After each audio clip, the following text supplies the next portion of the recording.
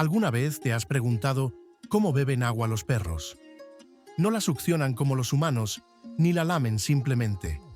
En realidad, su lengua se curva hacia atrás, formando una especie de cuchara al revés.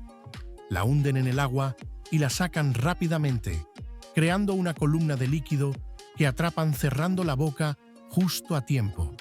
Es un movimiento tan rápido que cuesta verlo a simple vista. La próxima vez que veas a tu perro beber, ya sabrás su secreto.